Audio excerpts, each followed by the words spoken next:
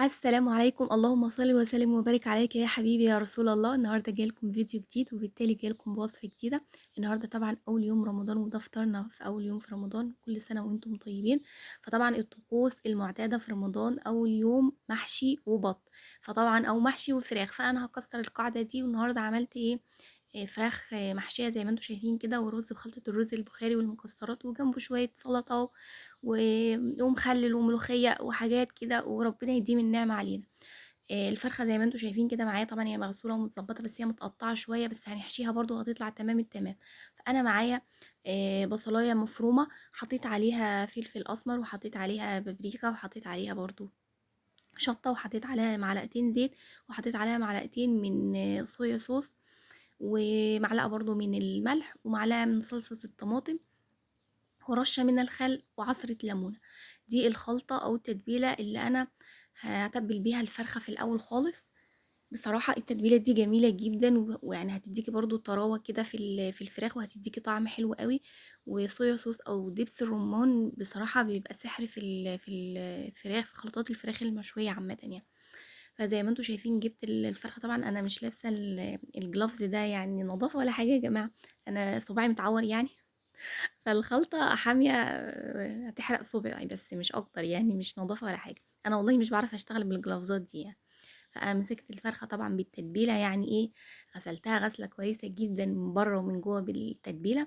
وهسيبها طبعا ايه كالمعتاد، تتبيلات يعني بنسيب الفراخ او اللحمة او السمك في التتبيلة فترة طبعا، عشان اللحم ايه يشرب كويس قوي من التتبيله. وهركنها بقى على جنب، وهبدا اعمل الرز. هعمل الرز بدري علشان انا هاخد من الرز ده اعمل حشوه الايه الفراخ.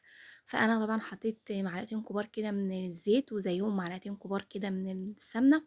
ونزلت طبعا البصل اللي انا واخده منه لتتبيله الفراخ، هنزل بقى كده ايه على الزيت السخن، وهقلبه زي ما انتوا شايفين كده. ومعايا دول فصوص من المستكة هنزل بيها برضو. طبعا المستكة بتبقى جميلة قوي بالرز. وده خلطة الرز البخاري، انتي لو دي كانت موجودة عندي يعني، فهي لو مش موجودة عندك هتحطي نفس التوابل اللي احنا حطينا منها في التتبيلة بتاعة الفراخ، فلفل فلفل اسمر، ومثلا كزبرة، وشوية كمون، وشوية بابريكا، وخلاص يعني هتأدي الغرض يعني. وشوية بهارات فراخ على الرز، بديل اللي هي خلطة الرز البخاري دي، مفيش اي مشكلة. وطبعا بعد كده حطينا طبعا معلقه صلصه فوق لما البصله، طبعا احنا اي البصله يا دوب دبلت كده ما خدتش لون ولا حاجه، حطينا عليها معلقه صلصه. وبعد كده نزلنا بالرز بتاعنا المغسول ومتصفي. وبعد كده عندك بقى اي نوع مكسرات انت بتحبيه. انا حطيت عين الجمل وحطيت زبيب، وهحط بعد كده سوداني. طبعا انت عاوزه تستغني عن خطوه المكسرات دي ما فيش اي مشكله، بس هي بتدي الرز طعم جميل قوي. واحنا زي احنا في رمضان طبعا اليميش موجود وعندنا، حطي سوداني وزبيب بس المتاح عندك. وبعد كده ايه، قلبت طبعا المكسرات كده مع الرز. وبعد كده نزلت بقى بالميه السخنه من الكاتل اللي هي عيار الرز بتاعك، وحطيت شويه ملح، وغطيت على الحله بتاعتي اول ما غلت كده، والرز شرب ميته. وبدات ايه اهدي النار عليه لغايه ما ايه ما يستوي تماما. فالرز هنا استوى معايا، شايفين شكله عامل ازاي ولونه جميل قوي. زي ما قلت لكم لو مش موجود عندكم خلطه الرز البخاري دي، هتحطي التوابل اللي انا قلت لك عليها، نفس التوابل اللي احنا تبلنا بيها الفراخ. هناخد شويه طبعا من الرز بتاعنا كده في طبق، علشان نحشي بيها الايه الفرخه بتاعتنا. طبعا الفرخه بعد ما خدت مدتها كده في التتبيله وشربت من التتبيله وبقت تمام التمام، هنبدا بقى ايه، نحشيها بالرز اللي معانا. طبعا انا معايا دي اللي هي العيدان بتاعت خلة الأسنان دي، علشان هندبس بيها الفرخة. لأن الفرخة زي ما قلنا هي متقطعة ومتبهدلة، بس احنا هنحشيها برضو، احنا مش هنحطها في شوربة ولا هنسويها في مية ولا أي حاجة، فبالتالي حتى لو هي متقطعة مش هتزعلنا في حاجة. أنا حشيت قلب الفرخية بس، ما حشيتش تحت الجلد ولا كده. أنا حشيت القلب بس بتاع الفرخية، وما حشيتش الايه تحت الجلد. فطبعا ايه وهتكبسيها قوي مفيش مشكله، لان الرز بتاعنا مستوي. احنا بعد قبل كده في الحشوات التانية كنا بنحط الرز نص سوا ويكمل سوا في قلب الفرخه، فعلشان كده ما كناش بنزود الكميه لان الرز بيزيد، وكان هيبقى مثلا مش مستوي ولا كده. لكن الرز بتاعنا مستوي تماما، فاحنا ايه حشينا قلب الفرخايه حشوه تمام التمام. وهنحشي كمان ايه الجزء بتاع الرقبه اللي فوق ده، حتى يعني جزء الرقبه هو كمان مقطوع بس مش مشكله، هندبسه بالخله بتاعه الاسنان يعني. طبعا ايه مليت برضو الجزء اللي هو الحصالة اللي هي بتاعت الرقبة دي.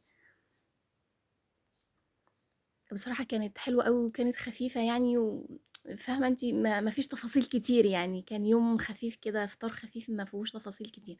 وبعد كده إيه، بعد ما دبست بقى بالخلة بتاعة الأسنان زي ما أنتم شايفين كده، عاوزة أكتف الرجلين بتاع الفرخة. أنتِ ممكن في الوقت ده تجيبي خيط وتلفي الخيط وتعملي، بس بصراحة ما حبيتش خطوة الخيط دي، فقلت إيه أجرب الورق الفويل كده زي ما انتم شايفين، وطلع تمام وأدى الغرض وكل حاجة. فأنا استغنيت عن الخيط بإن أنا لفيت الأوراق يعني بتاعة الفرخة كده بالفويل، ودبست بالخلة الأسنان والتمام، والفرخة اتقفلت من كل النواحي. بعد كده بقى معايا الصينية بتاعتي اللي أنا هسوي فيها الفرخة، مقطعة فيها بصل حلقات زي ما انتم شايفين كده. هو انت ممكن تحطي يعني الفرخة كده على البصل بس وتكتفي، بس أنا عيالي عامة بيحبوا الصوص الكتير مع الفراخ عامة يعني، فعلشان كده أنا بزود لهم يعني. فحطيت مع البصل خضار اللي هو فلفل، حطيت فلفل أخضر زي ما انتم شايفين كده، فلفل رومي أخضر، وكمان حطيت فلفل ألوان. الفلفل الألوان ده طبعا أنا هو موجود عندي في الفريزر، بكون يعني ما بيبقى رخيص يعني بخزن منه في الفريزر كمية كبيرة. ومعايا دي برضو يعني ايه جزرتين كده مبشورين برضو حطيتهم.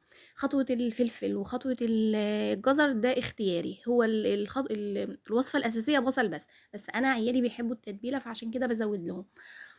وطبعا حطيت البهارات بتاعتي برضو اللي انا كنت حاطه من التتبيله، اللي هو فلفل بقى وشويه كمون وشويه بهارات فراخ على التتبيله كلها. وكمان اللي اتبقى مني من التتبيله مكان الفراخ برضو حطيتها على الايه، على المكونات اللي هي في قاع الصينيه دي، هتبقى جميله قوي وهتديها طعم حلو قوي، اللي هي فيها بقى صويا صوص والحاجات اللي احنا كنا حاطينها ومتبلين بيها الفرخه. وبعد كده هتجيبي بقى ورقه فويل وتقفلي الصينيه بتاعتك كويس جدا يعني. باقول لكم أنا كنت أساسًا صباعي متعور ورجعت اتعورت تاني، بس مش مشكلة، في ده رمضان بقى وكده. قفّلنا الصينية كويس جدًا، وعاوزة تحطيها على عين البوتاجاز وبعد كده تدخّليها الفرن ما فيش أي مشكلة، عاوزة تدخّليها الفرن مباشر ما فيش أي مشكلة. المهم هي استوت وبقت بالشكل اللي أنتم شايفينه ده، والله ريحتها طالعة تحفة، يعني ريحتها حلوة، حلوة يعني. هنبدأ بقى في الخطوة دي نشيل بقى ايه ورق الفويل اللي احنا كنا مدبسين بيه الأوراق بتاعة الفرخة، خلاص هو قدم مهمته. وكمان هنبدأ نشيل اللي هي خلة الأسنان، كنا مدبسين الأجنحة علشان الأجنحة ما تبقاش لما بتستوي كده بتنفش كده وتبقى مجنحة، الفرخة المجنحة لا، فاحنا كنا مدبسينها برضو بخلة الأسنان. فشيلنا بقى ايه التدبيسات اللي احنا كنا عاملينها دي كلها، ودخلناها بقى في الفرن تحت الشواية علشان تاخد لون. فالخطوة دي بقى انا كنت عملت شوية ملوخية، الملوخية دي ملوخية ناشفة يا جماعة، مش ملوخية خضرا. طبعًا الملوخية الخضرا يعني موجودة دلوقتي ونزلت السوق، بس أنا بصراحة يعني إيه ما نزلتش علشان أجيبها يعني. وبعدين أنا بصراحة ما باحبش أجيبها وهي لسه كده، مش عشان هي غالية ولا حاجة، لا، لا، لأ، علشان بتغلبني أمّا باكون باقطّفها بتاخد وقت كتير، وبعد كده بيطلّع لِك طبق صغير قد كده الكيلو يعني. فالمهم أنا إيه، النهارده يعني عملت بقى إيه الملوخية الناشفة زي ما أنتم شايفين، والله طلعت جميلة أوي، كان طعمها حلو أوي. ودي الفرخاية بتاعتنا بعد ما خرجناها بقى من تحت الشوايه، شايفين لونها عامل ازاي؟ والله لونها تحفه بجد يعني، حلوه حلوه يعني. وكمان كان طعمها جميل قوي، وكمان الصوص بقى والحاجات اللي احنا كنا حاطينها تحت دي كانت جميله، وكان طعمها حلو قوي مع الرز. طبعا انا كنت حاطه مكسرات عين الجمل وزبيب في الاول مع الرز. ده هنا بقى عندي سوداني، برضه هحمص السوداني كده في شويه سمنه وهزين بيه برضه. الخطوه دي اختياريه، بس السوداني مع الرز بيبقى طعمه حلو قوي. هو ده رز يعني ايه بالمكسرات، فاحنا المكسرات موجوده عندنا، كل سنه وانتم طيبين بقى، فما تستخسروش يا جماعه يعني، ده شهر في السنه يعني. فحطيت طبعًا الرز كده، وبعد كده حطيت الفرخة فوقه، وبعد كده هابدأ بقى إيه أحط على الرز كده السوداني اللي أنا محمصاه، وكمان هاحط من التتبيلة اللي أنا كنت يعني مسوية فيها الفرخة. التتبيلة دي كانت جميلة أوي، تاكليها بالرز وكمان تاكليها بالعيش طعمها حلو حلو يعني. طبعًا إحنا عملنا العيش، حطينا من العيش اللي إحنا كنا عاملينه اللي هو الكماج ده، كان طعمه جميل أوي معاها. وعملنا طبق سلطة بلدي عادي، وده طبق الملوخية بتاعنا بذمتكم يعني يبان عليها إن هي ملوخية ناشفة، لأ بالعكس، والله كانت طعمها زي الملوخية الخضرا بالضبط، وكانت طعمها جميل جدًا، مع شوية مخللات بقى وشوية جرجير ومش عارفة إيه. واليوم عدّى وكانت أكلة جميلة جدًا. وده العصير البرتقان طبعًا اللي أنا كنت عاملاه معاكم قبل رمضان، اللي أنا كنت شايلاه لرمضان. العصير كان طعمه جميل جدًا بصراحة. بس أنا عاوزة بس إيه أفتح لكم الفرخة، ده شكلها طبعًا يعني بجد والله تحفة يعني. عاوزة أفتح لكم بقى الفرخة علشان تشوفوا قلبها شكله عامل إزاي، الرز وهو في قلب الفرخة عامل إزاي، ونشوف برضه الفرخة مستوية وتمام التمام والّا لأ. زي ما أنتم شايفين كده أنا فتحتها معاكم، الرز برضه يعني حباية وحباية كده مش معجن ولا حاجة وجميل قوي. وكمان اللحم بتاع الفرخة بتاع الصدر ده بيبقى جامد شوية مستوي وجميل جدا.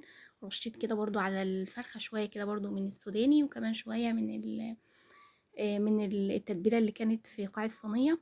وكده بقى هو ده كان فطارنا أول يوم رمضان، وكل سنة وانتم طيبين، وبحبكم في الله، والسلام عليكم ورحمة الله وبركاته.